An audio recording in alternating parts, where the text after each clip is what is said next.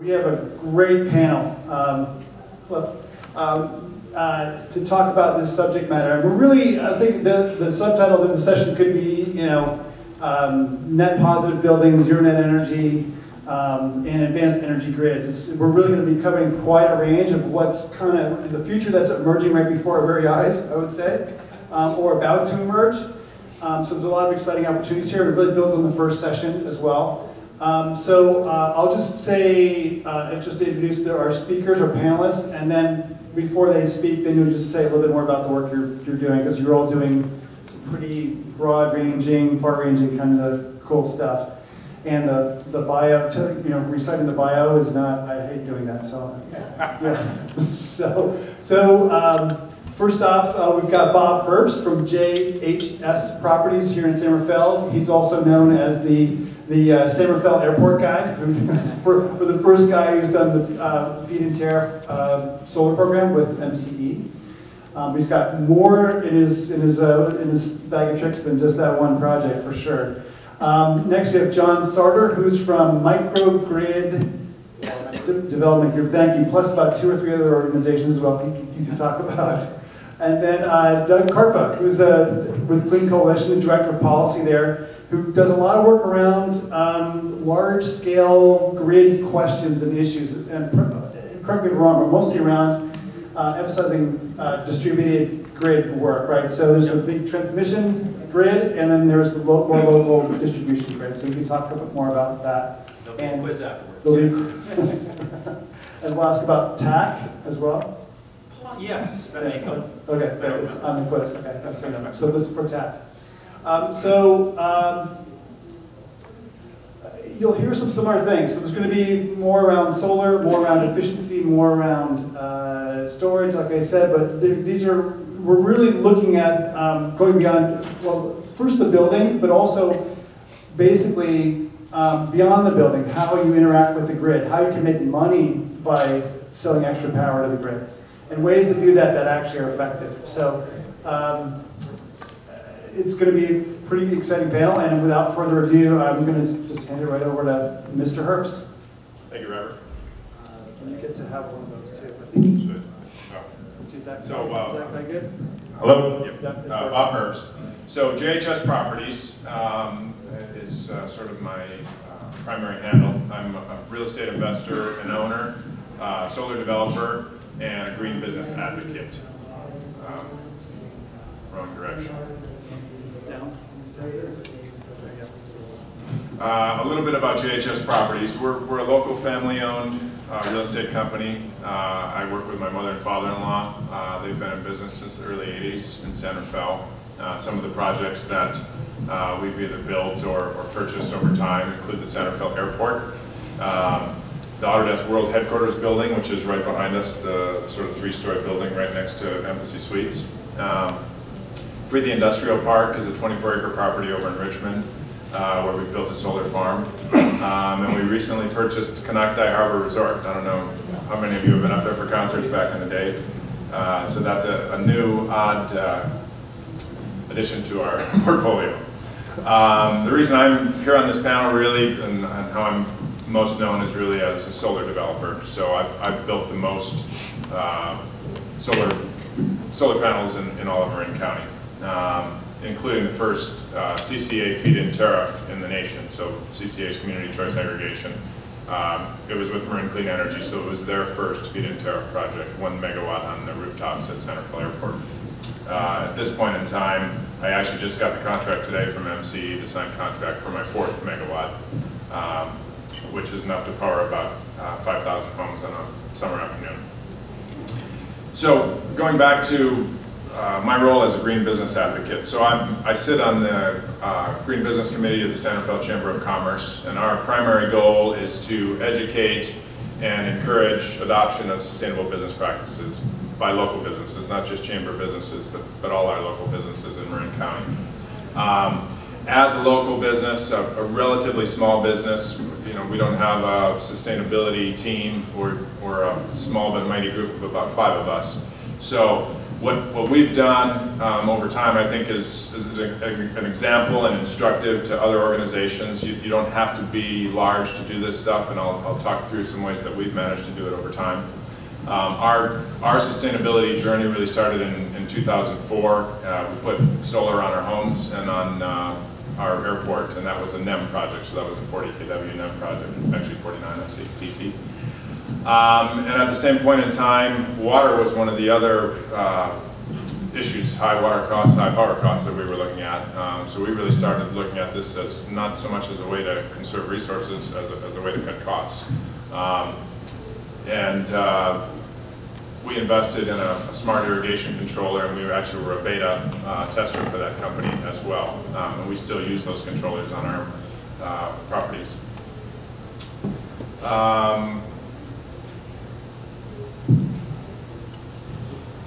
Yeah, no, it's fine. Yeah, so then I started to get more involved. I joined the Green Business Committee of the Santa Fe Chamber of Commerce, and I started to learn from others that were further down the sustainability timeline than me. The City of Santa Fe hosted a Greening for Profit program, which was kind of a 2-day program that introduced you to all layers of sustainability, not just utilities, but trash, HVAC, triple bottom line, etc. I followed up on that. We had Rev, the company, join the Chamber Green Business Committee, and they host what's called Rev Sustainability Circles. So that's a 6-month intensive peer-to-peer process. 10 local organizations are led by expert guides in the different subject areas. The goal of that is a comprehensive 5-year sustainability plan with very detailed action plans, a lot of benchmarking. In the time that Rev has been running these sustainability circles, which is I think about 4 years now, hundreds of large and small organizations have participated. San Diego Chargers have done this, Lagunitas Brewing Company, Strauss Creamery, companies you'd know. Within Marin County here, Urban Brothers Painting participated with me on the circle, Marin Catholic High School, Drivers Market in Sausalito. So really large and small organizations. It's been pretty stunning what they've been able to accomplish. Across all of these organizations, $342,000 in annual savings, 1.4 million kilowatt hour reductions in electrical use, over 1,000 tons of CO2 eliminated, so it's a very effective program for businesses. In terms of our specific sustainability action plan, we wanted to get Green Business certified. We achieved that in 2016. We're in process of converting all of our, these are different types, these are can lights, but most of our office buildings have got the troffer lights, the sort of 2x4 troffer lights. Those all had CFL bulbs. We're converting all those to LED. That's a 1.3-year payback for us. That's the real low-hanging fruit, and a lot of the energy efficiency stuff is the LED conversions. We're composting all our landscape trimmings now across all our properties. And sort of our moonshot goal is to be zero net energy usage across our whole portfolio.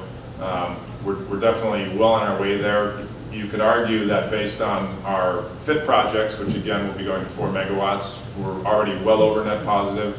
But our goal is to have our NEM use, our net metered use amongst our properties, be zero, aside from the FIT projects. In 2017, we put a 120 kilowatt carport system on the airport, so now we're net zero at the airport property.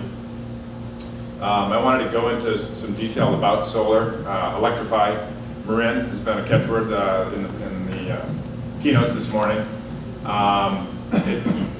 It's really a no-brainer for everyone on their business to get solar. We're now at the point, when I did my first solar in 2004, it was $9 a watt was the install cost. It was about a 8 to 10 year payback. That's a tough sled for a business. We're down now to a 3-year payback. And sort of the mechanics of that I've got up on the slide. We're down to about a $2 a watt install cost. The tax benefits come up to about $1.30 a watt. You get that back in the first year in the tax credit and the depreciation. So now you've got 70 cents left just to pay your money back. 1 watt produces about 1.5 kilowatt hours a year. That's worth about 33 cents at roughly a 22-cent average kilowatt hour cost. You do the math on that, that's 3 years. Even without the tax credits, which some companies and some residents won't necessarily qualify for, but even without those, you see 33 cents times 6 is a 6-year payback. These panels are going to produce for 25 plus years. So it's really the way to go. In the earlier session, I think, Robert, you said 400 to 500 megawatts we need in Marin County. Yeah. I did the math on that. If we have 70,000 households and we do 5 kilowatts across the 70,000 households, we're there. That doesn't even count businesses. So I think just on our rooftops we can do it. I don't think we have to necessarily do a lot of greenfield development to achieve that. And then in terms of financing it, there's a lot of great options, even if you don't have the capital up front. There's PACE, Loan Property Assessed Clean Energy, so you can put it on your property tax bill on your property, stretch it out as long as 30 years. You only have to pay twice a year with your regular property taxes. Alice from the county, 2 minutes left, mentioned on-bill financing through PG&E. That certainly can finance home and small business projects. And then there's always the PPAs too, where a solar contractor will come in. They'll pay the entire cost of the system to put it up on your roof or your parking lot, and you'll just agree to buy the power from them. And that typically will be at a 10 to 25% savings off what you're paying to the utility. And then kind of our final step on the journey and where we are now is we're building a community sports center at San Rafael Airport. That's going to be a LEED Gold certified project. We're under construction now. The shell of the building is in place. It's exciting. We're about a year away from opening. In terms of the LEED Gold, some of the things we're looking at doing, obviously we're going to do a megawatt of fit energy on the rooftop. It'll be an all-electric building. High albedo roof means light colored, so it reflects sun. They now make bifacial solar panels that we're planning to use. So now that sunlight that reflects off the roof and hits the bottom of the panel, we're getting power out of that too. Yeah. As long as the roof stays clean. And the panels stay clean. Ample natural light. I don't know how well you can see the photo up there, but we've got a lot of glass in this building. So in the day, we don't expect the lights are even going to be on in the indoor play fields. Finally, EV charging stations. So we're talking right now with PG&E, MCE, Bay Area Air Quality Management District to install somewhere between 20 and 40 charging ports at the property. And this is getting pretty close to solar in terms of being a no-brainer. $8,000 cost to buy the charger. PG&E will pay all the wiring costs all the way to the meter to the charger, contribute $545. MCE contributes, Bay Area Air Quality contributes. The net host cost looks to be about $1,100. At $1 an hour charge rate, you can recoup that in 12 weeks if you got 2 cars parking there every day, 2 employees, for example. So it's really a no-brainer. This can be used for as few as 2 ports, up to, I think it's $500,000 in total, is the highest under the program. One thing I just want to say, if you don't mind, is that they're also, MC is really incentivizing daytime charging. So if you're thinking about this, this program really is for businesses and retail spaces that can have that charging during the daylight hours. Yeah, workplace, also multifamily. Those are the 2 big ones, exactly. Right? Yeah. And retail qualifies for that. Resources. So again, small organization, JHS Properties. A lot of the things that we've done, including this PowerPoint slide that you see today, have been through my interns from Marin School of Environmental Leadership. So 2 of them are in the room. They're featured up here. Do you guys want to stand up? Owen and Ben.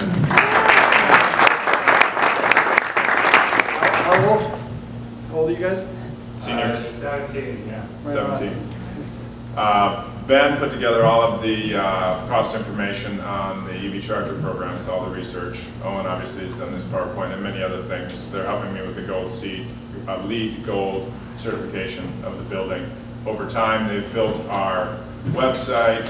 They've helped me get my green business certification. A great resource for any organization. These kids are smart, they're dedicated. They'll work 2 semesters for you in their senior year. I highly recommend them. And then some more information about the Marin Cell program and some more information about green business resources. And I'll turn it over to John. Thank you. Let me see.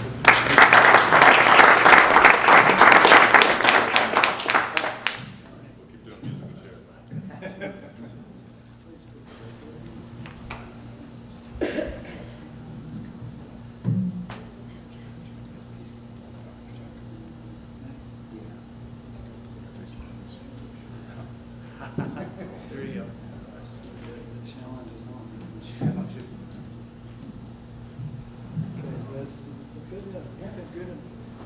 everyone. Thanks for coming today. I'm going to be talking about the structure and how it fits into community microgrid development. This project is called Solux Alpha, and it is designed and built as a carbon-neutral living and transportation system. It's the first Passivhaus certified multi-unit nanogrid to be brought to the U.S. market. It's a 4-unit, 6-story building that's net positive energy using only the PV with on the roof of the building itself.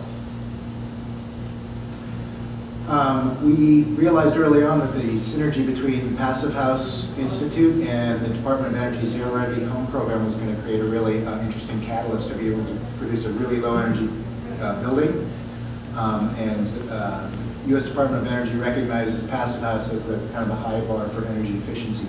Passivhaus basically enables you to lower your energy use for heating and cooling by 80 to 90% over conventional construction.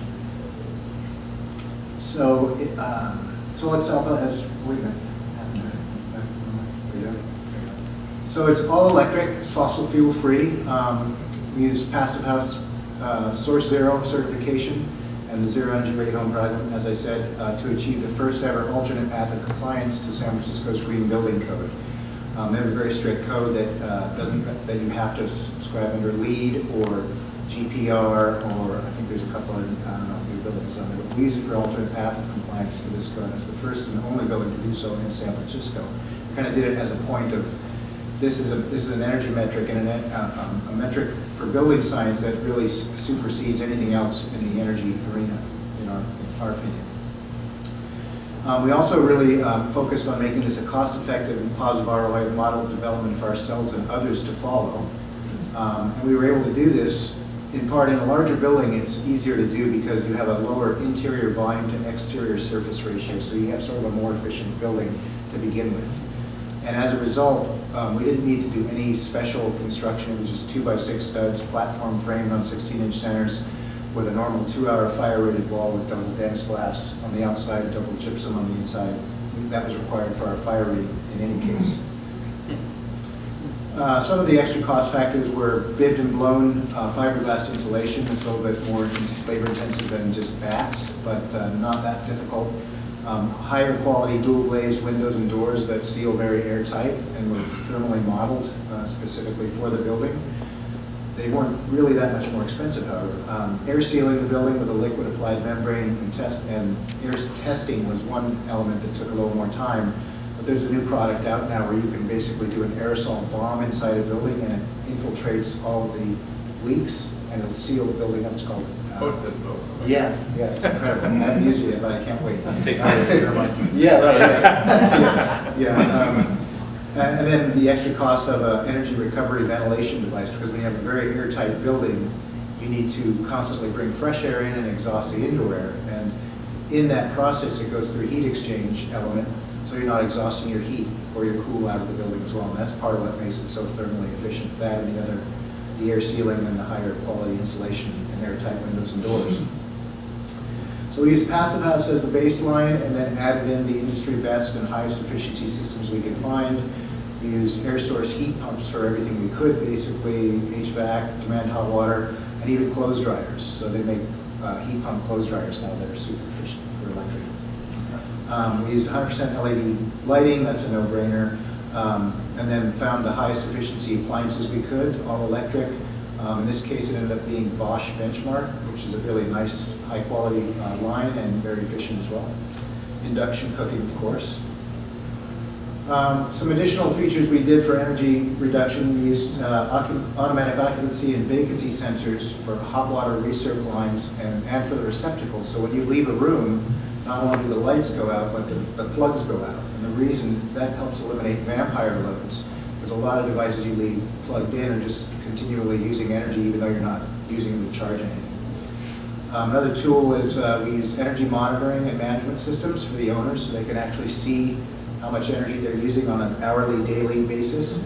And there's actually devices you can use. There's one called Sense that can really give you that information on a granular level, tell you what each appliance and even plugs are using, lights, etc.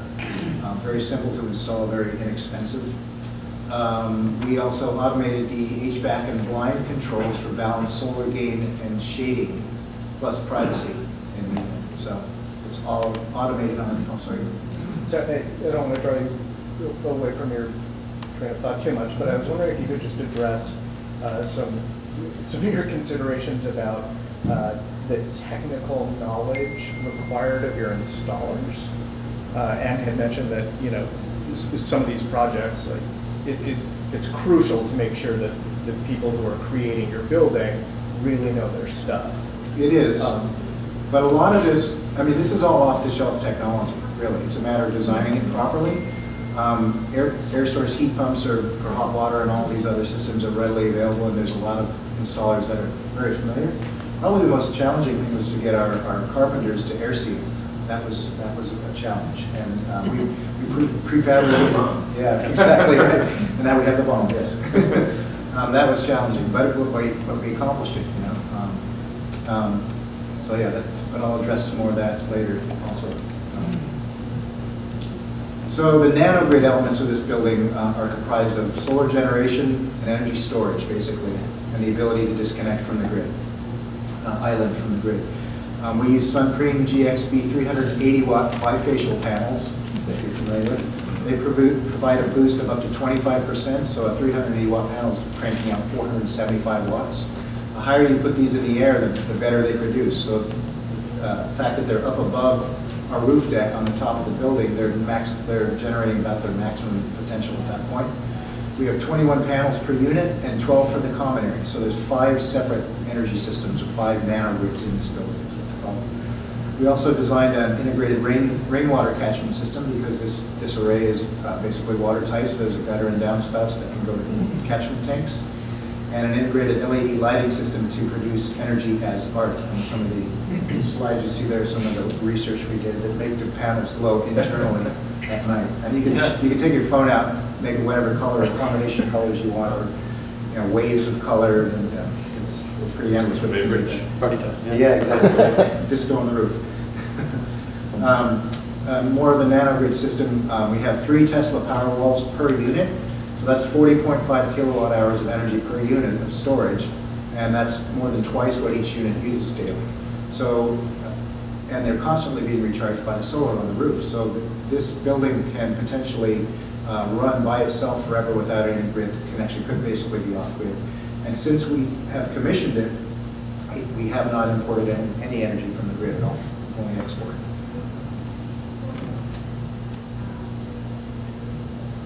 This is a screenshot of the Tesla Energy app, and you can see the different configurations. One on the left is your daily use, then weekly, and monthly. And if you look at the one on the fourth over to the right, I don't know if you can see it, but basically they have produced 4.8 megawatt hours this year. They've only used 2, and they've exported 2.7 to the grid.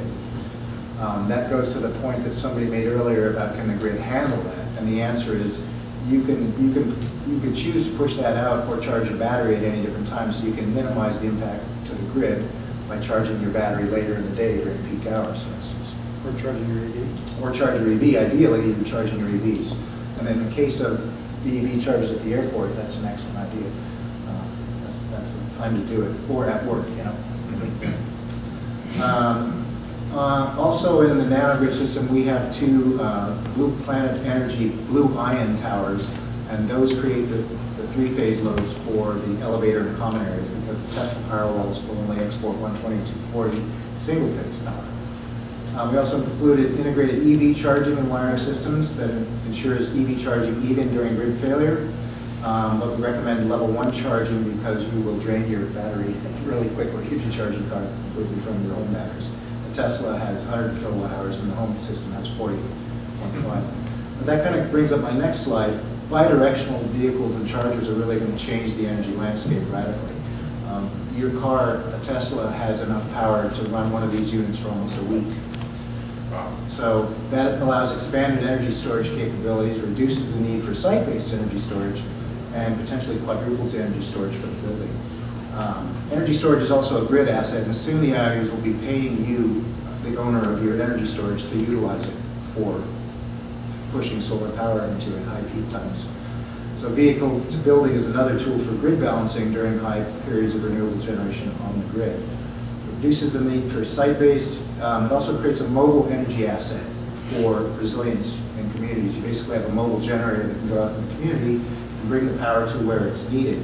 And then it begins to extend your nanogrid into a community microgrid system and enables the concept, eventually, of a mobile microgrid. So a mobile microgrid would be comprised of grid-optimal prosumer nanogrid buildings, such as this, bidirectional electric vehicles, to create a mobile community microgrid system. So your unoccupied buildings don't really need a lot of energy when you're not in them, so why not take the energy with you, charge it up at work, your vehicle, take it home at night, and power your house with it. Basically, you don't start to really lose the need for a wire-based grid at that Especially point. if your employer gives you free charge. Exactly. And also minimize the standby loads. So all you need is a small site-based storage, and you bring your energy with you.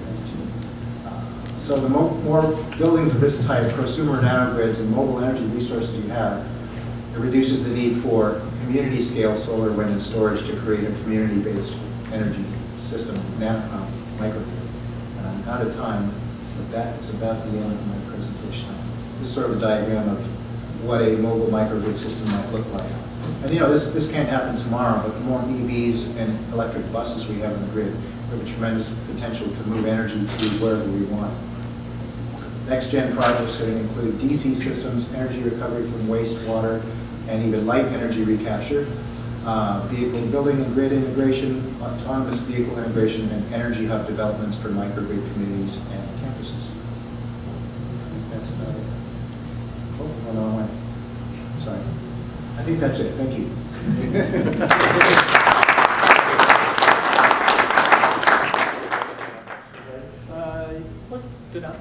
Yeah, just if you just as we did before, just sort of questions for clarification would be great. If you any deeper questions, we'll save till a little later. Any clarifying questions? Everyone got all that? That's amazing. That was remarkable. Thank you. All right, so we'll save those questions. And Mr. Harpa is up next. All right. I'm tempted to stand up because I'm so used to doing that when I do presentations.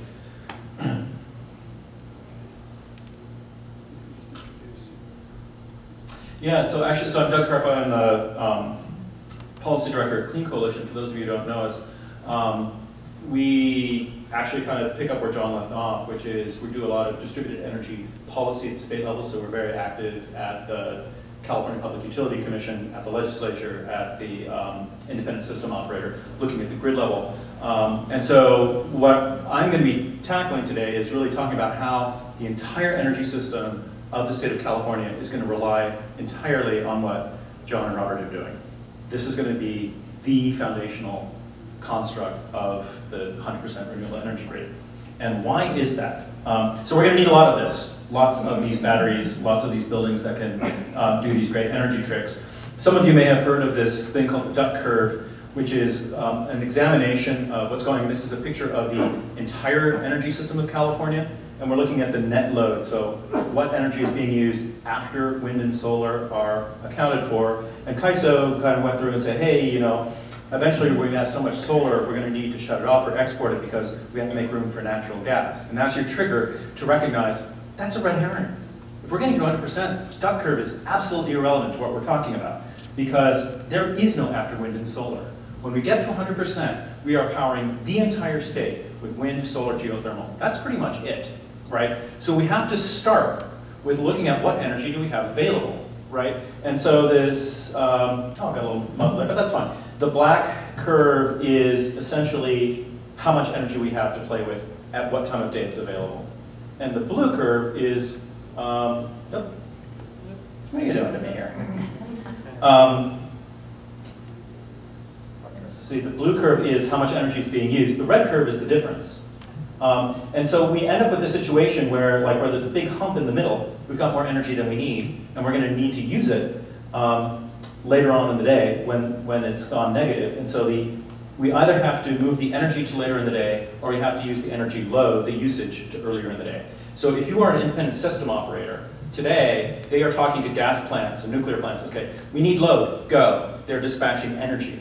In the future, they're going to be talking to buildings and saying, we need somebody to use energy now, go. We need somebody to discharge energy, go. And so it's going to be about dispatching load.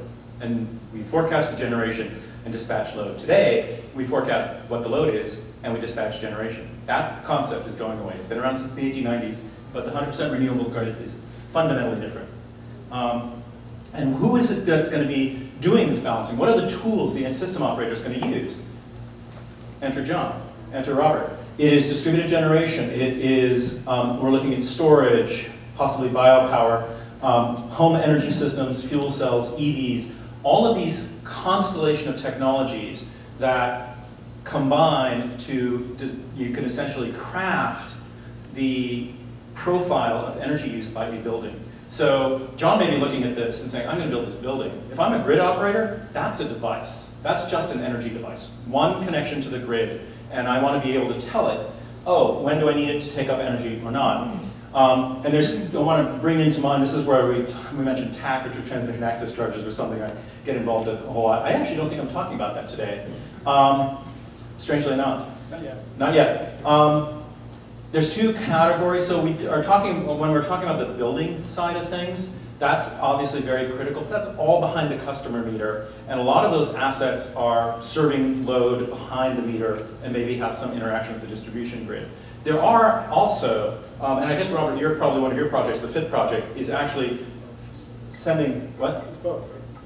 Both wholesale retail. Wholesale and retail. This sells to the energy provider. So if you sell to MCE for sale to other customers, then you're providing it in front of the meter. That's wholesale distributed generation that serves the whole community and not just your building. We're going to need both. And we are really, Clean Coalition is very focused on the wholesale side of things because no one else in the state much is. And here's where it really gets fun. So we have a sense now of what are the things these buildings are going to do for the energy system.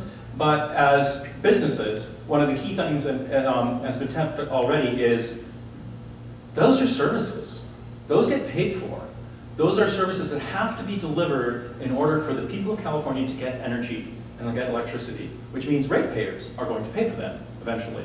And there's a bunch of stuff. So we talked about energy export. That's the blue at the bottom. But those batteries, one of the things that keeps, like you plug into a wall, yes, you get electricity, but it's at a certain voltage and it's at a certain frequency. If the voltage or frequency go down, the whole grid collapses, right? So those batteries can support what's called reactive power, which is what keeps the voltage steady. Right now, if you're trying to keep your voltage steady, you're dispatching it from some generator 1,000 miles away. It travels very poorly, and you have to shove out a lot in order to get a very little effect at the local grid. If you're John, you're right next door. You don't have to put out very much, and all of those batteries have inverters that can provide that. That is a service that can be monetized. So not only are you selling your energy to MCE, you might be selling voltage support to Pacific Gas and Electric. You could potentially get frequency regulation. I mentioned how it's coming at 60 hertz. If it goes down too much because there's more load than generation, you got to release a lot of energy quickly to bring it back up. So that frequency regulation, and actually this is, you may have heard of the 100 megawatt battery that Tesla did in Australia. That is what that battery was designed to do, is the frequency's dropping because there's a mismatch between load and generation. It pumps a massive amount of energy into the system, brings it back up faster than any natural gas plant or nuclear could ever do. Batteries respond unbelievably quickly, which means you have very, very fine-grained control. So that's another compensable service, assuming we can get those markets coming up. Demand charge management, depending on your rate structure, you may get charged if you're using big peaky energy, but if you can, you have complete control over your usage, you smooth that out. You don't pay demand charges. Load shifting, I mentioned early on, this is something that's actually under development in CPUC right now, is a product where, I mentioned that we're going to have to move load into the day where there's a lot of solar, or if we have too much, we may have to move it out. The ability to do that is something that aggregators will be able to talk to a lot of building owners, put them together, and then when CAISO, the system operator, says, we need load to move to 2 hours from now, then a bunch of buildings respond. And the key thing is all without human intervention. Like, you don't have to go shut down your lights, which is how a lot of things do now. And then one thing is also, if you put in the right infrastructure, I heard the question came up about, can the grid handle it? Another way to think about it is, if you put the right resource in the right place, you avoid having to build more grid, because you can defer investment in the wires. If you need to get more energy to a particular place, you can either build more wires, or you can put energy generation in that place. It's two totally different approaches, and this is also something that the Utility Commission is working on right now. So not only are these buildings going to be really, really critical going into the future, but the people who do this have a whole value stack of different services you can monetize so that your 3 to 6 year payback becomes, I like 12 weeks. I want to aim for that. That's just awesome. And in order to do this, though, you need a whole bunch of technology. So these smart buildings are, have a lot, we talked a lot about, HVAC systems and so forth to be energy efficient. But really, when you're talking about the grid level, we need a couple of key things. One is telemetry. So PG&E needs to know what is going on in each segment of the grid at all times. And you also need to be able to respond to that. So that requires interconnection. Smart meters are actually one of the things that people don't mention about smart meters. They are absolutely a fundamentally important climate change tool. Because if your building cannot sense what's going on, you can't respond. And neither can the grid operator. And you can also, this is a lot of money. Actually, last year, the faster than expected deployment of energy efficiency and distributed generation saved everybody in California $2.6 billion in avoided transmission costs. They had been planned, they had been approved a couple of years ago. Then I got and it's like, holy cow, people are putting up all this solar. We don't need them. We just saved $2.6 billion 1 year. Why never it's still going? Because they're building other projects. That's a whole other talk. It takes more than 10 minutes. Also, resilience.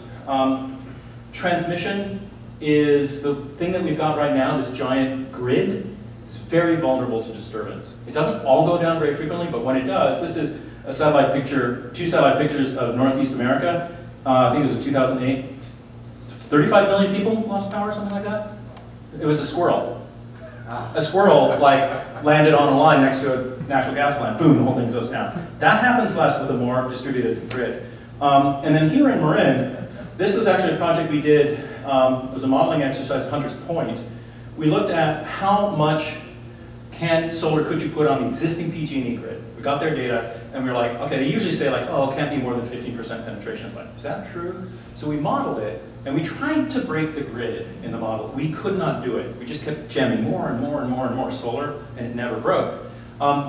Which told PG&E, it's like, oh, maybe our grid's more robust than we thought. We don't need to invest $1 billion in more wires.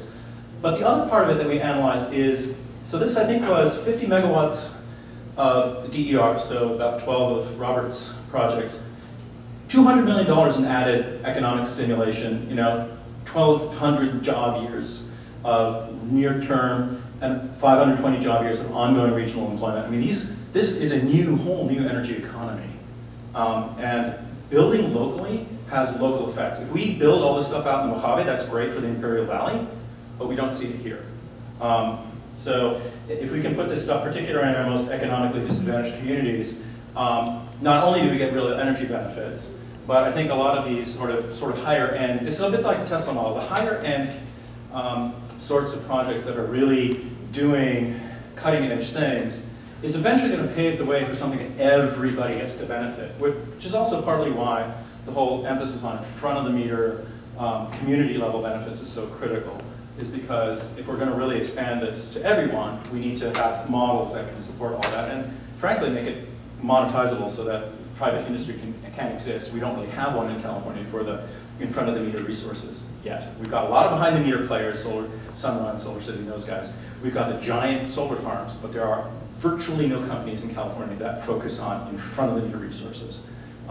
So that's another economic benefit, and I think I'm done, right? Over time. So questions, complaints, comments, let me know. So just, thank you. Yes.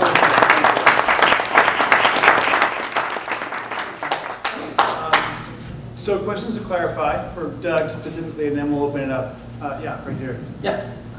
When you say in front of the meter resources, can you explain that a little bit more what that means? What that means? Yeah. So the the grid, you have the transmission grid, which is like the steel wires, right? And then that comes to a substation, and you get the like the wooden poles, which is the radial from the substation out to all the load. And then you have a series of customer meters that meter how much energy is being used on site. So when I talk about behind the meter, that's what's on your house. In front of the meter resources are, they're either going to be grid scale batteries that are connected directly to the distribution grid, so they don't really belong to any customer. They're serving directly, like interacting with the utility. Also, if you're looking at like a lot of parking lots or big warehouses, those are typically not, or they're not always behind the meter because they're not just serving local load, because like you can't do an energy metering play on a really big warehouse. It just doesn't have enough load. So if you really want to take advantage of the resource, you put those panels on and then you connect them not behind that warehouse's meter, but to the distribution grid directly. You sell the power to either MCE or PG&E, and then your load serving entity sells it to ratepayers. So that's the front of the, that's why it's called in front of the meter, because it's not in front of the customer. It's not behind, on a private property. It's actually connected to the grid and to the distribution grid, but it serves that local area. And when you do that, that means, this is actually where the transmission access charge comes in. Companies or agencies like Marin Clean Energy or PG&E, they buy power, right? They're power brokers for customers. When they do that, if they buy power from remote resources in the Mojave, you need to build a ton of wires to get out there, right? If, on the other hand, you build local resources, you only need local wires to deliver it. That is potentially cheaper to do, or vehicles. And so those in front of the meter, wholesale, distributed generation serving local energy needs, they don't need those transmission wires. And so they actually save ratepayers because ratepayers pay for both the energy and for the cost of the delivery infrastructure. Interestingly enough, the CCAs, they don't pay, they don't see, they don't know what the delivery costs of their energy are. Yeah, which is a whole other thing. It has to do with an artifact of how the billing structure was designed before CCAs came into existence. The way they were constituted means that all of those charges just go right through the utility to the customer, and the person who's buying your energy, essentially they get free shipping and handling on everything because somebody else is paying the bill, which is a problem. As I say, a different problem. Yeah. Yeah, could you explain again why the duct curve problem is not relevant, as you said, as we're working towards these clean energy? Yeah. Yeah, because the duct curve it's focused on the question of how do we integrate renewable energies into an existing fossil fuel system.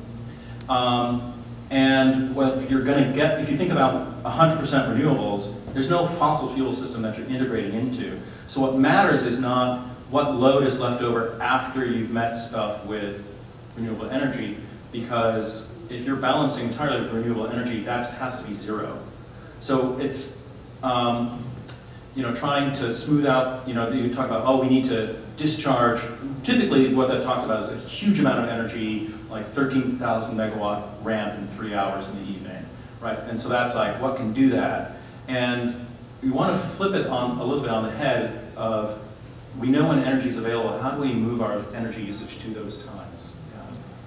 So it's kind of interesting looking at something like the duct curve in this question. I mean, it seems like the system we've had in place was sort of a brute force system, which required much less sophistication in terms of planning and engineering, and we're being sort of forced into a position of needing a much more sophisticated system, a lot more planning, a lot more, but it also seems to suggest that we might need some redundancy and a lot more planning in terms of, you know, okay, our local grid goes down, our microgrid goes down, and it happens to be a hospital or some other crucial service.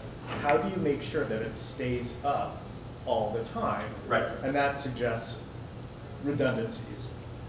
It can. So let's just highlight that we're probably getting now into the Q&A for all of us. It's going to involve John as well. So let's just call that out. And it's now open to we're open season. The whole panel. Fire away. So On great segue. that question, I'd like to say real briefly, the redundancy is created by the distribution of your assets. Not so all of your storage isn't in one place. It's in different buildings, in different locations. So if one part of the system goes down, you have the other elements that are still up. And a hospital is a real critical facility, so you're going to oversize systems there, and you're going to have redundancy within the hospital as well. And those types of facilities, right now, they have backup generators, most commonly diesel generators, but those could become battery generators too. They could have battery storage as their backup. Yeah, yes, there's a couple of different approaches to that. You know, right now is to have the solar emergency microgrid sort of thing, where you just, you know, sort of like John's building, where it can come off the grid, island, good indefinitely. I think the other way to think about it is at a community level. If you do have something that goes down, you could have redundancy, which is what kind of we do now. We like the Hunter's point story of, it's just overbuild the grid by a factor of 5. It's like the civil engineer's answer to any problem. Pour more concrete. My dad was a civil engineer, so I get to tell that joke. But in a context, if you are a grid operator and you've got connectivity to every building, and you know, holy cow, this line has gone down, we no longer have the 200, like one of the things we're working on right now is in Santa Barbara, which is a load pocket supplied basically by 3 transmission lines. 2 of those lines go down. We no longer have the full 200 megawatts of capacity we need to power every building. Now we're down to 105.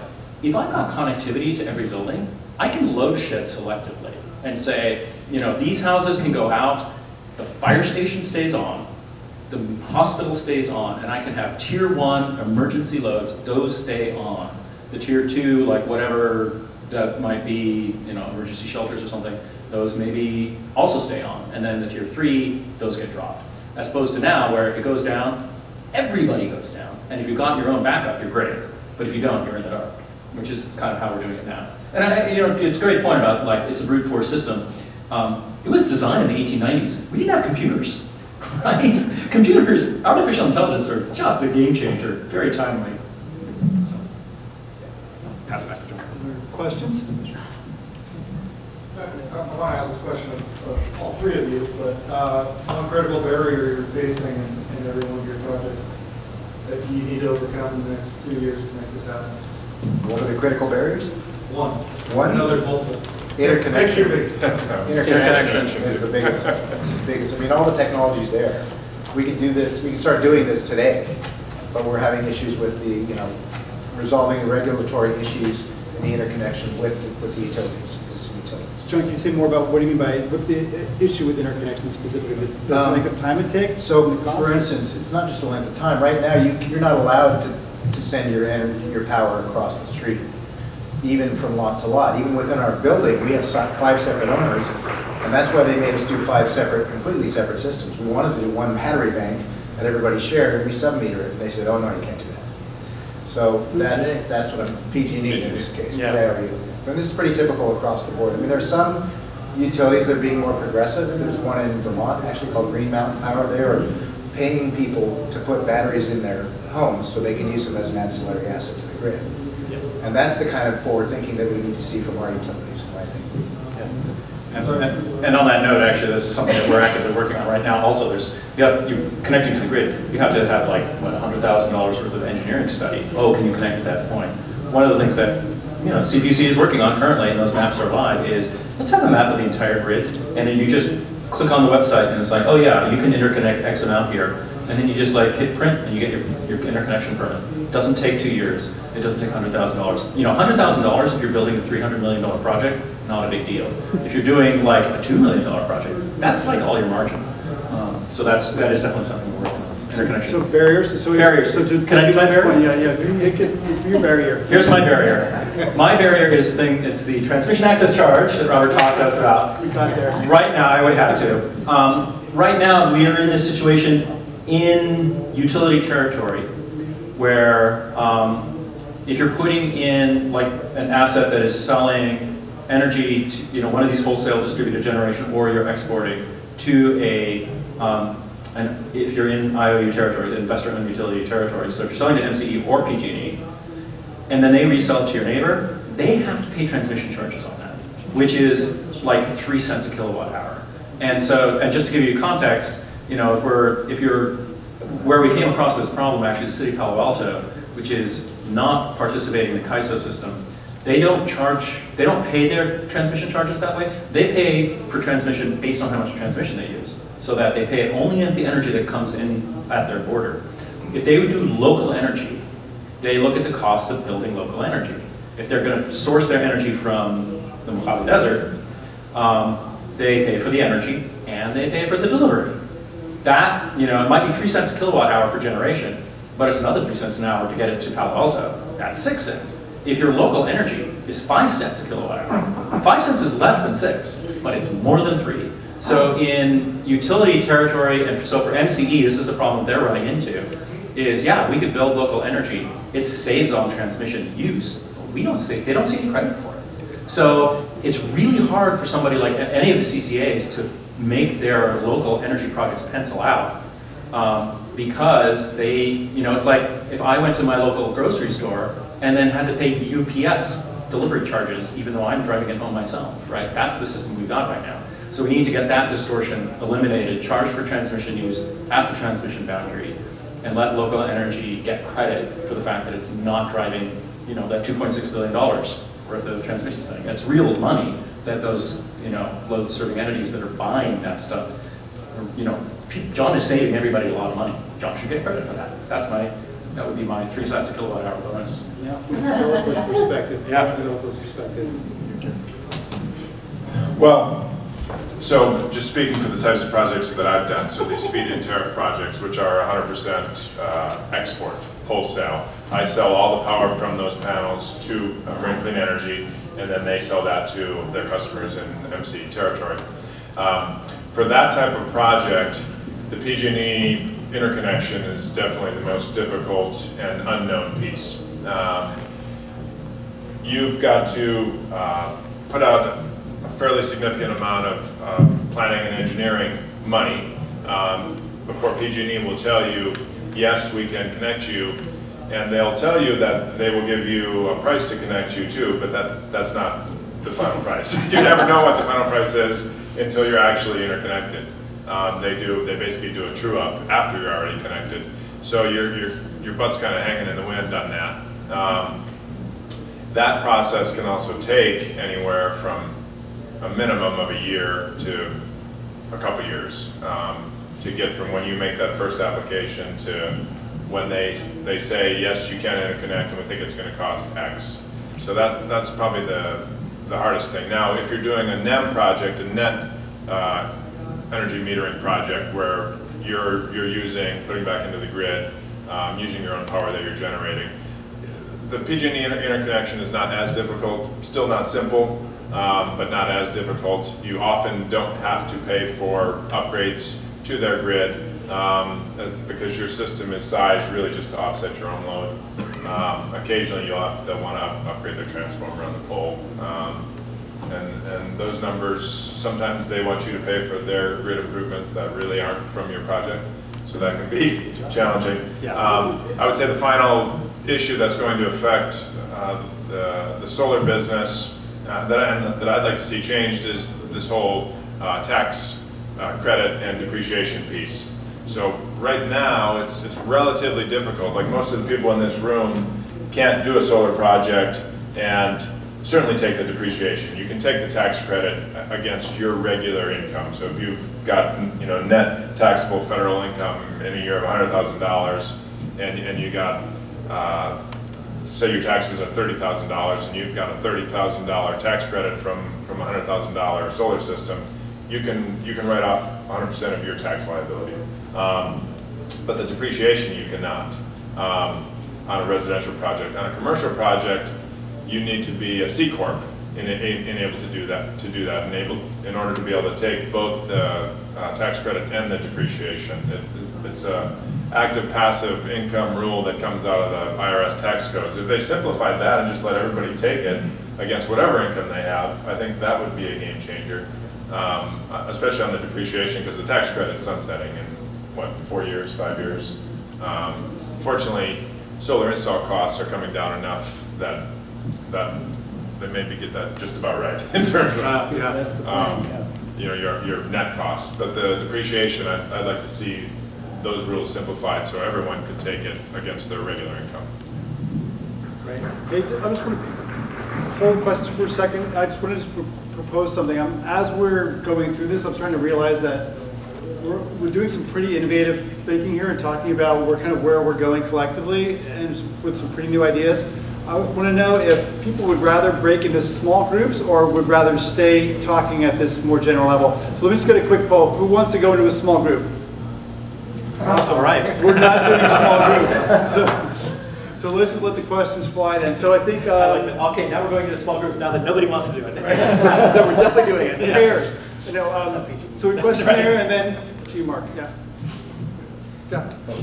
I have an EV and I have a some frustrations about going places because there are very few charging stations available, and people that don't drive EVs choose to park in those parking spots most of the time, and so it's really frustrating. So my question to you guys is, how hard is it to install those stations and develop that network of charging stations? Because we need it. We're all going to eventually move into EVs. How difficult it is to have that done? I mean, I've done a little bit of work recently on this. So PG&E, their Charge It program is going to fund 7,500 new charging stations in California. I wouldn't be surprised if those get installed within a couple of years, frankly. The economic incentives are there for any property owner to want to do it. So that'll make a big difference. What do you guys think? I think that will make a big difference. On an individual building, a homeowner basis, it's difficult. I mean, it's easy to put one in your own home. In our building in San Francisco, we wanted to put one out on the street, and they wouldn't let us. SFMTA had some barriers to that. They said you can't put any of that infrastructure on public property. I'm like, what about inside of our building? I said, no, then you have a quarter across the sidewalk. So, you know, we were deciding. But there's some regulations that need to change to really expedite that and push forward, and that can happen. Yeah, I was actually going to, my immediate thought was just kind of along those lines of where those battles often for the public charging. I'm an EV owner also and have faced those issues. It's local government. You know, actually there was a fight over getting, I think there's like 2 or 3 charging stations in downtown Mill Valley, and it was rejected as, oh, they're too ugly. Seriously? Seriously, this is the problem? It's just like 52 nails. Ugly. Yeah, we've already got like parking, you know, parking meters there, and somehow it was going to be too much infrastructure. Yeah, I suspect that's going to get revisited, but you know, that's the sort of thing that's like, when they were considering it, there weren't that many EV owners. This was several years ago, so there wasn't like an outcry of a bunch of people showing up at the city council meeting saying, "You gotta fix this." There's a lot of role for just the public clamoring for changes of various kinds, showing up at the CPUC and saying, this has to change. We demand it. You're a public agency, get it done. And you know, city council members, you raise a big enough stink, you say, hey, get it done or I'm running against you. You know, and I would encourage everybody to run for city government, local government. You know, we need advocates at that level, and we need people who understand this stuff, or it doesn't get done. Yeah, absolutely. You don't have to be voting age to run. Also, talk to your local landlord as a tenant, for example, and tell them, hey, we'd like to have some charging stations. Our tenants have reached out to us. That's when we first started looking at EV chargers. It came from our tenants. So talk to your landlords. You know, talk whether it's in your apartment project or your place of work. Yeah, well, I was going to also say too that we're working with the city of San Rafael, and they're going solar, but they also have to upgrade their switchgear, which was partly a modernization effort, but they realized they want to add a number of chargers as well for their own vehicles and the visitors, the guests to the city hall. And they had to pretty much double the size of their transformer because they were going to add a lot of chargers, even though they're looking at some level 1, you know, easier, lower, you know, kind of lower demand chargers.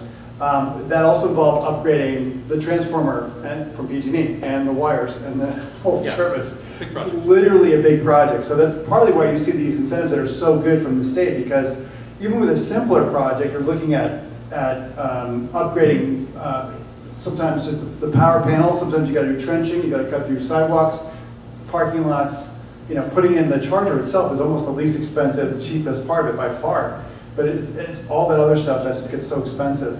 So it's not an easy thing. So when you see people that do it or businesses that do it, be appreciative, because usually they've had to really kind of go through some expense and headache to make it happen.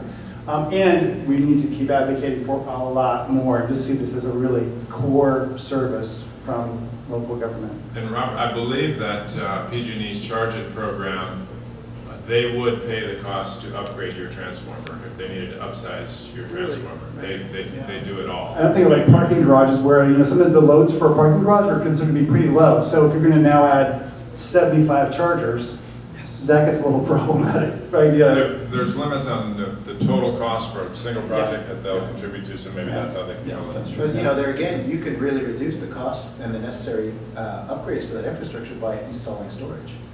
Because you can charge your cars from your batteries. So you put more storage in, you eliminate the need for upgrades and for those costs. Yeah, those are like the distribution investment deferral. Like instead of charging in and you've got literally this giant spike in how much current you're pulling, you charge the battery slowly when there's no car there, and then that giant spike hits the battery and off the grid, and you don't have to do it off the grid the winter. So that's absolutely how distribution investment deferral works. Mark? Yes. Hey. See, we used to sit on a board together ages ago. Yes. And specifically to your presentation, all of you, you guys transcend, the issues you're talking about transcend Marin County, obviously, right? And so my question is, from your experience, all the way down to planning commission staff, to city councilmen, boards of supervisors, regional, ABAG, whatever, how educated do you believe that they are with respect to the future model that you've outlined here, number one? And number two is, where are the points of leverage for us to make a difference? And you kind of hinted at that. Number three is, where are the points of resistance? Because I would like to, our organization, Sustainable Contrast, would like to address those points of resistance and support the points of leverage, or address the points of leverage. But sharing that model, I mean, even to the point of creating an event that shares us with public sector staff or something like that. But I don't know, are you doing that already? Are there organizations, events, and so forth that are bringing people up to date at the public sector level? Definitely, that's part of what we're doing. I actually work with the Clean Coalition also. We're trying to expand microgrids up in the Santa Rosa fire areas for disaster, for resilience and rebuilding the right way. It's part of what we do. As well, and this is a template that can be done anywhere, and not just for disasters, but for just electrification and sort of revamping the whole electrical system. There's also an organization that's being run by the California Community College System, where they're doing outreach and education on microgrid development, and I can connect you with Larry McLaughlin is the gentleman doing it. He's doing in conjunction with Stone Age Farm microgrid, the next class is going to be specifically for city and local government officials. Yeah, that's a great question. I think it does differ a lot in terms of where you're at. Marin and Sonoma blessed with a lot of very savvy, decision makers. And I have to think that a lot of that has to do with going through the process of creating a CCA. I think that's a heck of an education for city council members and so forth. And I think that for moving a lot of this forward, it's going to take a couple of counties to implement like a lot of the distribution grid level infrastructure and try some things out, show that it can be done. Along with, Contra Costa County is probably another one. There's a lot of elected officials who get it. Participate, Clean Energy and MCE are both in that territory. Yeah, I think the resistance really comes down to who's sitting in the chair a lot of times. Are there somebody who understands it or care, or people who don't? Sometimes it comes down to, voters. And then at the planning level, maybe you should all, if you're not going to run for office, go volunteer, apply to be on the planning commission. So we're enrolling all of you to go out and spread the word. Spread the word. Talk to your officials and say, you guys need to look into this and get educated on it. Or just sitting down with them. It actually occurs to me too, I think all new planning commissioners in the state, there is like a state annual conference of planning commissioners where new planning commissioners go to kind of get educated. We should really talk to those guys, actually. I applied once to be a planning commissioner, they didn't want me. A couple of plugs for if you want to learn more. There's two great resources. Clean Coalition's got some really good webinars, I guess we call them. Yeah. You can find a lot more about transmission access charges from. He's got a webinar there, and also Center for Climate Protection has also got some really good under their Power Exchange. I think it's called, right? Their Energy Exchange. Section. It's hard to find. There's a lot of webinars there that are really quite interesting. They get really deep into the grid side of it. So if you want to learn more, Could you mention the second one again, please? Yeah, so it's Center for Climate Protection Thank you. up in Sonoma County. Do we have anybody here from that organization? I was going to say, I work for that too. Yeah, I work with Ann at Center for Climate Protection. What I was going to say is, I just also wanted to mention, in case people didn't know, that tomorrow there's the Disasters and Energy Resilience Microgrid Tour of the Santa Rosa Junior College Microgrid that's happening. So that's tomorrow morning from 9 to 11, and that's put on by the local government sustainability, or the sustainability arm of the local government commission. So I'm sure that you're getting this information in front of the LGC, because that's what they do. That's, to your point, the local government commission is cities and counties, that's what they're doing, is this type of policy. But tomorrow morning, that's there. It says sales ended, but I actually signed up, but I can't go, so there's a seat. But anyway, so I think you could still probably go, realistically. Local Government Sustainable Energy Coalition, that's who's doing it. Unfortunately, they have a conference today also. They do. I wanted to be in both. But I couldn't know. do both. That one I could have done, but, and then the other thing was just that you might mention, or I'll mention, but you can say more, because I'm sure you know about it, is Sonoma Clean Power's Grid Savvy Network, which I'm a member of course, with my EV. And that is a great local example of exactly what you're talking about. So. Yeah, I just learned about that a week ago, so I'm going to be writing an article kind of highlighting that. And what that is basically is they will pay you for your EV charger, and they'll pay you for access to it. And so they have the, I think they give you the charger, correct? That and then they have the right to push, if they need to push power out to your charger and charge your car, as long as it's plugged in. Mm-hmm. Right? Or so, stop it if yeah. there's an event. Right. And you get $5 a month credit. You get $5 for so you get participating. credit, plus you get free energy for charging your car as well. No. No.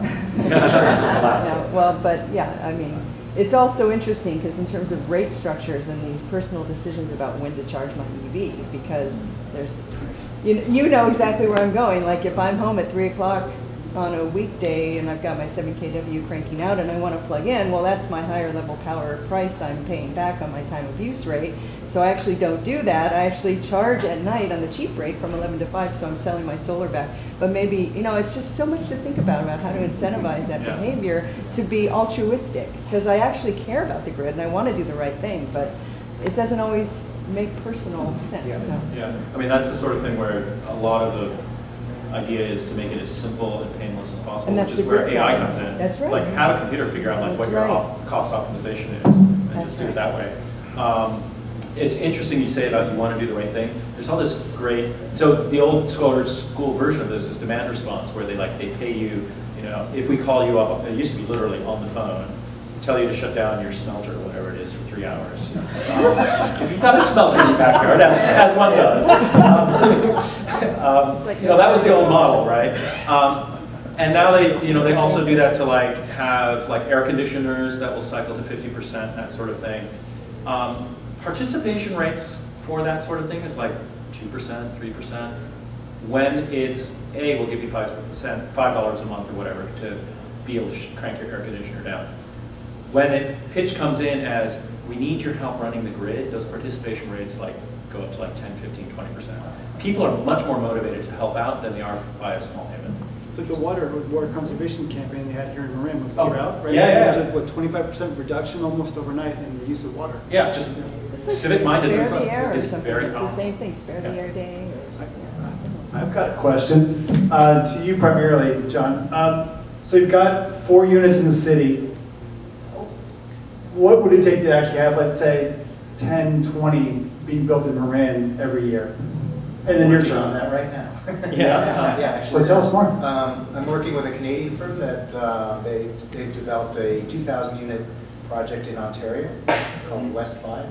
It's a microgrid project. Their final phase is going to be a DC microgrid, which takes it up to another level. Creates greater efficiencies by not having as many inversions in the process. Every time you invert your power from DC to AC, you lose 3% at a minimum, so it adds up. But anyway, they want to move into the Bay Area, and so we're researching properties and areas where this makes sense, and actually we should Deals are being done. And just one point on that, is there a way to kind of adjust the style or the template a little bit for a less urban environment to a more, or to a more Sure. And that's, you can make a building highly sustainable. It doesn't have to be a high rise. Yeah. As a matter of fact, the lower rise it is, the easier it is to do, because the higher you go up, the more difficult it is to make a net zero or net positive, because you have Small roof. right, smaller roof, more space. So absolutely, it fits in an urban context, and part of that is going to be getting community support. So one of the lessons we took away from San Francisco is that when you do a really exemplary project, the community will support it rather than fight it. And when was the last time you as a developer had support from the community in a project? It's pretty rare. But that's something that, it's a conversation that we want to have early on with the public in Marin and say, this is what we want to do. And we're going to do it without impacting, with producing 100% site-based renewable energy and not impacting traffic. We want to focus this near the new transit corridor and smart train, so that it interacts with that facility and starts utilizing more. I have a couple sites for you. Yeah, you mentioned that the taller the building is, the more power it generates. No, that's just, it gets more difficult to power the whole building with just the solar on the roof, the taller it is. Oh, yeah. So we're generating more than twice what the building uses now at 6 stories. And that means we can go to 8 units tall and be net zero, potentially, with the technology we have. But that didn't even include facade generation.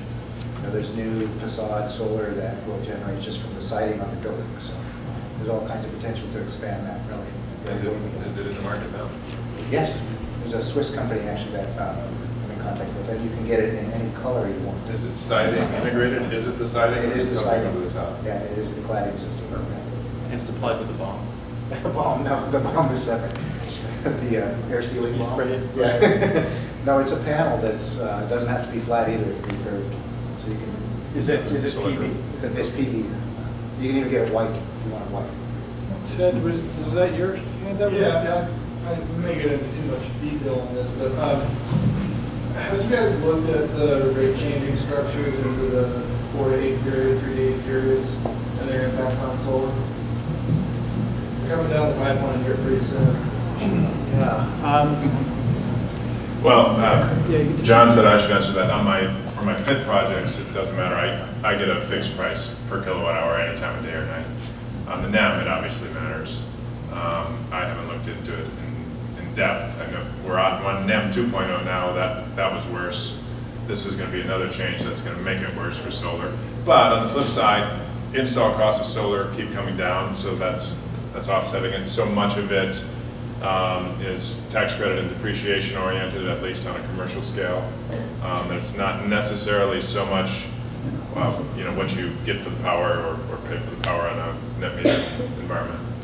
The other thing that I'm going to say real quick is that the solution to that is batteries again, because no matter what they throw at you, rate-wise and tariff-wise, you can adjust, you can adapt, you can use your power from your batteries when you want and support. You can't push the power back yet, but you can. No matter how much they change the rate tariffs, you're kind of insulated because you can adapt to it. Yeah, so you took the words right out of my mouth. Batteries are definitely part of the solution. I would say also that when we've modeled the new rates, that it really pushes out the payback by maybe a year if you don't do storage. So sometimes you think, well, maybe if you get other benefits, you can do some value stacking with the storage where you're reducing your demand charges and you can load shift where you're storing during the peak time, during peak production and then exporting during peak demand, peak need. It may or may not make sense in all cases, depending upon whether it's residential, small commercial, large commercial. But sometimes we're just saying, hey, with the new rates, maybe your payback would have been 2.5, 3 years, and okay, now it's 3.5, 4 years. It's not, for a commercial system, it's not the end of the world. It's still pretty. I mean, as you said earlier, and I've had tons of finance guys say, this is a no-brainer. I've even had winery guys say, I'm kind of in trouble that I actually didn't do this 2 or 3 years ago because it's such a no-brainer. That's an interesting point about the rates and the tariffs. This topic without end. But I actually wanted to hit on a thing actually that Robert mentioned about the feed-in tariff, which is a very much an underutilized tool in California. That's basically, it is offering a set price, first come, first served basis. So And there's all sorts of variations on that, like having it be market adjusting, so if you get a big response, the market drops, the price drops on offer. If you don't get enough of a response, it gets raised. That certainty, that price certainty, makes it much easier to plan financially. Should this go, no go on the project? The other thing is that feed-in tariffs are come with essentially, typically with a standard contract. So if you're doing a typical in front of the meter project, you're going to have to wait for, say, Southern California Edison puts out a request for offers. Then you have to put a $200,000 bid package together documenting everything. They get 4 times as much as they need. Then they sift through it, and then they come up with a short list. They contact you or don't.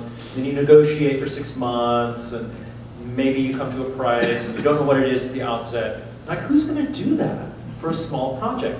Nobody, right? That whole process is very expensive. It's 90% of bids fail. Like, are you going to spend $200,000 if you've got a 90% failure rate? No, you're just not. You're just going to sit on the sidelines, right? So the feed-in tariff, actually, and I think Clean Coalition was involved in helping MCE design that feed-in tariff. I know we're working with EVCE on one as well. It's designed to, let's just give you a standard price. The first, everybody gets it until we've bought as much as we need. Standard contract, no muss, no fuss. Very, very, very low transactional costs for the developer. Depends. It could be 20-year term, 10-year term. It depends on what the buying entity needs. Yeah, and so that's another innovation we've been trying to get the CPUC to take up. Particularly, like did this work in Santa Barbara. The big two big natural gas plants are going offline because they're too polluting for the ocean. Have to replace that capacity. And originally they're going to put in another natural gas plant. It's like, dude, it's 2018. Why are you putting in natural gas plants? That's ridiculous. And so their solution was to put in another transmission line, fine. And then we were saying, like, you need to get solar, local solar in there. In Santa Barbara, it's like Santa Fe, right? You're not going to want to put stuff up on the hills, right? You're putting it in kind of the urban core. So they're going to be a bunch of small projects in front of the meter, and you've got to make it easy for people and to do a feed-in tariff. And I think we're finally making progress in Southern California Edison. They may actually implement one. They might. But yeah, so that's another rate structure. Like, instead of having this like time of use thing going on and on, just offer people flat fee, flat price. You know what you've got. You're good to go. Simple pro forma. Simple pro forma. Yeah. So, apologies up front, because this is a total black cloud question. So sorry. My favorite kind. But I was just sitting here and it occurred to me, I'm like, well, I mean, we're talking about way more solar and way more power walls and batteries and things like that. And I suddenly thought, what's the environmental impact of that? I mean, we're talking about a huge factor of increase in production and use of those things. I have no idea how solar panels get recycled. I have no idea how Tesla batteries get recycled, if they can. I'm completely ignorant of that. Yeah. Can you speak to that? Huge question. Huge question. Yeah, I think we don't jump on that one. The answer to that's going to change, I think, depending on the technology you're looking at. So a lot right now we're looking at lithium-ion chemistries for batteries, but hasn't, I think, hit Tesla's stock price yet, but there's been a regeneration in interest in zinc air batteries. So zinc is much more plentiful than lithium, and of course air is pretty plentiful for now. And so that those batteries can come into certain storage. And if you're looking again at the grid level, it's interesting. Lithium ion, very good power density, very, very fast discharge, really, really good for certain applications. But a lot of the grid needs we have, we just want to like soak up a lot of energy and then release it slowly later. One of the best, cheapest technologies for that is pumped hydro. There are like 6 sites for really good pumped hydro that can store like half the energy in the state if we get those built. It's actually something that I'm trying to get my folks engaged in. There's a thought that to get to 100% renewable, we're going to need on the order of 9, 10 gigawatts of storage. One project in Southern California, very controversial for other reasons. It's like 1.5 gigawatts by itself. There's another one that's 500 megawatts potentially proposed in San Diego. So a couple of those go a long way. And then the other thing is, like, if it's grid storage and you don't need to drag it around, you can just put it into place, are sulfur chemistries. So in flow batteries. One of the things that people are looking at now, it's a very old technology. One of the things when you refine petroleum, you know, you heard sweet crude and sour crude. That sour is sulfur, that you're taking all that sulfur out. And petroleum processing results in a ton, I think it's being put out, use some other word, of sulfur that can potentially, it's cheap because it's waste, could be used actually as sulfur chemistry batteries. That has kind of no net environmental impact really because it's a waste product of another industrial process. So it depends on what you use. What about solar panels, sir? Solar panels, I know less about silicon, but you know they're I know less about. Robert knows. I can address that. So these days, with how thin and how thin the solar cells are, and how efficiently they're made, energy-wise, materials-wise, reduced waste, that typically the energy payback on a typical solar panel, I'm talking crystalline silicon, which is the common panel, you know, 95% in the U.S. You're really looking at an energy payback of about 2 to 4 years at most, typically. And that's all in. That's the cell, that's the frame, that's the back sheet, all of it, typically. You know, some might go, well, if you really do full life cycle, the whole thing, and really double check all your numbers, maybe it's a little longer, but it used to be a lot longer than that. But a lot of independent studies have shown that it's not that much. Is it recyclable, all the parts? So it's actually, there's now for the first time, there's 2 plants in the US that are opening up that are for crystalline silicon panel recycling. And we're, you know, when I was at Solarcraft, we started seeing literally hundreds of kilowatts of systems that were starting to fail. They were early generation systems that had warranty issues, but, and that's not really not the case. It's really, just so you know, these days that's really abnormal. You just don't get that failure rate at all anymore. But there's a fair amount. So there's starting to be this big wave of panels coming.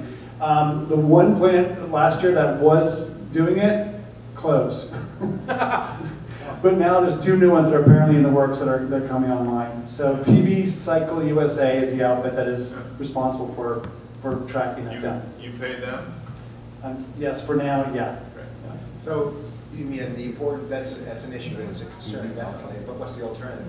Right. Yeah. You know, this is what we have to do. And there's, you know, we need to find, it's not a silver bullet approach, it's a silver buckshot. So we need to do everything we can, you know. Yeah. That was what they said earlier. Yeah, well, somebody stole my line. Questions back? Yeah, I'll just toss it out for the hell of it quick. Just in case, I just came to see if there were any investors here because I'm CFO of an actual cold fusion company in Berkeley that's raised $15 million. And we are actually, for the first time, we are actually putting out net watts. We put 40 watts of electricity into our device. We get 65 watts of heat coming out the other end. Nice. It keeps going up. We keep building it. I realize there's a lot of great stuff here which I want to acknowledge and applaud, but just in case anybody wants to swing for the fences, come see me. Yeah, there would be some fence swinging for sure. Well, that's what I've always thought. If we really perfect fusion, all the work we've done in solar is going to go out the window. Well, that's what they were saying. You know, I see there's a couple of glide paths. You know, there's like a lot of ways to integrate where it's not going to all happen overnight. Exactly. There's no reason that it has to be like that. Yeah, yeah. And I think one of the other, you know, if anything, it may be that solar does turn out to be a bridge technology to something else. Yeah, but I think currently one of the key things to keep in mind, you know, I actually got into this because I used to be a climate change biologist. And it's funny listening to the high school students today talking about, like, you know, it's a multi-generational effort. I was in grad school actually in the 80s when my lab was working on the effects of elevated CO2 temperature on ecosystems, and we had a visit from then Senator Al Gore came through to invite my PhD advisor to come to testify to Congress about this climate change thing that Congress needed to get a handle on. That was, what was that? I guess maybe it was 91, that was. We are out of time, right? We have to get this done in maybe 10 years. IPCC is way too cautious. For reasons, it's an intergovernmental consensus body, so it only goes with consensus, but the research has always been indicating that things are worse than the consensus because that's how things are trending. So you can always, they knew at the outset they'd get successively worse predictions as they went. but that's how it's built. So it's got to be solar, because I don't, unless we get cold fusion done in like 2 years. That's us. Okay, then awesome. We just need the next 10 minutes. So, We just need 10 more. so one point on solar, you guys may know this factoid, but basically there's enough solar energy that hits the planet in an hour to meet the entire planet's, humanity's need for energy for a year. Yeah. So we are swimming in energy, literally. So we just got to capture just a little bit more of it, just a little bit more of it. So, so actually, I have a couple questions before we wrap up. And so, in the theme of kind of mobilization and like we got to move fast, what is the role in this sort of new energy economy of both the business community and local government, not just to promote MCE and companies like and efforts like that, but really to really drive this transformation to a more localized, distributed localized grid? What's the role of local government, especially, and business too, to really make this happen beyond just sort of setting some nice goals and with all due respect to their efforts, but to really kind of take control? Well, first step is get educated about what's possible and what the solutions are, and that's a huge part of it. It's not just local government; it's all across all sectors. It's all the way down to the homeowner and school kids, all the way throughout our whole education system. And federal government's standing in the way right now, which is unfortunate. But in a way, I think that maybe has catalyzed the rest of us to act more swiftly. I really appreciate that question, because I think that's critical. Ultimately, any energy system needs to be built by somebody, right? And so the key role of businesses like these guys is to figure out how to get projects actually built, and a lot of them, right? Incentives. So, incentives, removing barriers, right? And so a lot of it's great to talk about doing it, but it's like it gets real when you actually try to do it. And so listening to the business community that's like, this stuff about like, let's fix the tax code. That is not something that was on my radar. One of the things that came up is, let's get more streamlined rooftop leasing arrangements that are attractive to building owners. Let's get interconnection fixed. It's a lot of this brass tacks. Let's get the trenching for, city parking lots streamlined. It's what are those, like, when you actually try to do it, what are those barriers? So the role of the business community is to just like, get projects out, get them done, figure out what's not working, and then the role of local government is to listen to the business community and say, hey, we need, I don't know, how about CEQA exemptions? How about streamlined, you're the front of the queue for your building permit? How about streamlined interconnection? How about all of those things that remove those barriers? Because one of the things, actually, there's another new group, climate mobilization, which is sort of taking the mantra of the World War II level sort of things. Let me tell you, when it was time to defeat the Nazis, there were a lot of barriers that were removed, probably some of them unwisely. So just like, let's get shit done, right? And this is where an emergency, and local government has to understand it's like, we can't study this thing to death, let's just get it done. We are gonna have regrets out the backside, guaranteed. If you do something fast, you learn lessons, but we gotta accept that and move forward, absolutely. And another important role, government at its various levels is the largest employer in every city, town, state, federal as well. They've got a ton of rooftops, they have a ton of employees. There are plenty of companies that will come and pay to put a solar system on all the city rooftops and lease that power back to the city and add a savings to the city. So they don't even have to come out of pocket to do it. And it's happening. We're seeing it on all of our high schools in Marin County. They've all got carport solar on it now. It's sprung up. So that's happening. I think car chargers, the same thing, charging their fleets. That sets an example. Then they see it, those politicians, those city employees see it, then they look to implement it themselves elsewhere at their homes, for instance. So I think that's setting that example is a very important role of government. Yeah, and adoption, economic side too. I don't know if you guys, is it Greensburg, Kansas? It's a town in Kansas that was absolutely flattened by a tornado, wiped off the map. And this is Kansas. This is not like a bunch of tree hugger climate activists. But like, let's look at the bottom line. This is cheaper to do. And it's cheaper to do because other people have pioneered it. And so they did it. Like, it's one of the greenest cities in the country now.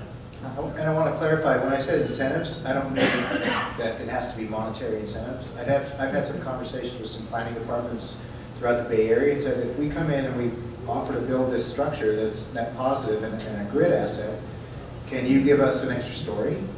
And some of them say yes, and some of them say no. Yeah. But that's all it would take to really make a project like that really pencil out. And it's going to take, again, support from the community to say, yes, we want this, and we're willing to go, okay, this is our zoning, but, you know, I had a conversation today with one of the planners about Silvera Ranch. What if we came in and we offered an exemplary project that would provide its own transportation into the transit corridor, produce excess energy to put out to the grid, local grid, stored it, and had some really cutting edge projects. And I said, that's soft on ice, you know, like this is the kind of thing. You get community support, this is what we all need to do, is support these kinds of projects. And, you know. Yeah, yeah, we talk the talk. We always walk the walk in Marin. No, we don't. It's like the car chargers in Mill Valley, you know? Yeah. And there's issues that people have about solar panels. One of my, I don't want to see them. One of my favorite recent stories, actually, I mentioned the Santa Barbara project with the transmission lines and all that jazz. When Southern California Edison did their RFO, they came back with virtually no solar around in Santa Barbara County. And we're like, what's going on here? It's Santa Barbara. And we talked to developers and then found out that in the county-wide plan, there was a ban on in front of the meter solar. And so, yeah, it's just like, yeah, we didn't propose it because it's freaking illegal in Santa Barbara. It's like, oh, well, you're going to get a natural gas plant if you do that, right? And, you know, that's the message there. Like, you got to remove these barriers and like, get out of this mentality of like, oh, no, we can't do anything, can't change, because we've got to get moving. We have to get moving. Okay. Marin County won't be a cinder of wildfire burn desert if we don't get moving. Yeah, so last two questions here, and then we got to wrap up. Oh, I just have a story and then a quick question. Before I became an architect, I studied building and I trained in the union. And we worked on one of the first 100% solar complexes that was it was also 100% affordable in Davis, California. It was called Suntree. But the problem with Suntree is that the controls were so complex that the people could not figure out how to use them. Plus, we were using all copper pipes, which are not good. So now you go back to Suntree, and it's completely not solar. It's not renewable anymore. So that was in the 80s. Here we are now, 40, 50 years later. And so what about the controls? What about, like, we're all here, we might be tech savvy, we might all be college graduates, but what about people who really, like, they're looking at the new technology? Is it much easier now to have a 100% renewable energy home for the layperson with the controls? Yeah, so I'll speak to that. In our building, the owners don't need to know anything about energy. It's all automated, it's on self-consumption mode. If they want to, they can go in and customize when it charges and discharges, but it all runs automatically, and it all can be run remotely by Tesla. They'll optimize according to time of use rates, and they'll do it for you. You don't need to know anything. It's just there, it functions. If the grid goes down, or if there's a spike in the grid, the building seamlessly disconnects and runs autonomously. So it provides a pure supply of power if you have computers that are subject to power spikes and things like that. And how secure is it from somebody trying to crash that system? Well, there's no reason for anybody to get into our building in the energies. In this particular, there's a larger complex, you want more securities. But there's also a backup. If the internet goes down, it goes into zombie apocalypse mode and it just runs. Technical yeah. But that raises a really good point that, like, a lot of it's a lot about technology adoption and making it simple. Like, even for the college graduates here, like you're saying, it's like, oh, I could figure it out. Oh, it's fine. That button. Yeah, it's got to be simple. Autonomous. And with AI, like Doug was saying, it makes it just, it's a no-brainer. Yeah, we want AI to take over the world. There's another question over here, and then we probably get it. This is our last question. I just want to say that earlier in the last session, Ann was saying that of all the barriers, the biggest barrier is education. Yeah. And when I go around the country and talk about climate change to young people, I always get the same answer. They say, we know how bad it is, but we don't know what to do. Yeah. That phrase over and over again, but we don't know what to do. The missing piece is all this fascinating intellectual systems integration stuff that you guys are talking about here. You guys are builders. You should be out there building it. There should be a cadre of educators. Yeah. Well, that's instead of taking your time. That's part of the community college effort that they're doing, and that's a great effort, and that should be expanded upon, I think. That's a great effort, yeah. And I mean, we really need people who can go out and talk about things the way Ann has been doing, and the way Tiffany's been doing, and the way you guys are doing. So I think that's a great question. I think what I'm seeing, there's levels of education that have to happen. There's the front edge experts that are learning all the time, right? Then there's the practitioners at the planning level, or at the, as I said before, the business level. And then there's the general public, right, or the consumers that also need help as well. So it's kind of a whole ecosystem of education. But, as the knowledge is being generated, which is actually daily, right? It's all the time. I want to say one more thing. As they know more, they're going to want to know more. That's right. Yeah. I'm not and then if they can't want it without knowing about it, and so that's the certain marketing as well. Right. Yeah. So it's easy now. I'm not an engineer. I'm a general contractor, and I figured out how to do this seamlessly. If I can do it, anybody can do it. Really, it just takes perseverance and a bit of R&D, and I've done the work, and now that I know what I know, I'm teaching everybody I can. So it's not rocket science. I thank you for your work and for your comment too, because I think it does highlight a little bit, like a lot of the stuff this cutting edge work that you all are doing. It's pretty grim background, but that's real hope. Like there are solutions. Yes. It's not as hard as we think to get this done. Like we actually could maybe pull this off, I'm beginning to think, which is shocking to me because I'm a natural Cassandra. So yeah, I think that maybe the other message is like you don't know what to do, but there are people who do, and we can get it done. Well, we're at 10% renewable energy across the entire United States right now. I think 2 years ago we were at maybe 2%. Yeah. So it's growing logarithmically. And Tesla's turning profit. So we are officially out of time. Thank you. Let's give thanks to everyone.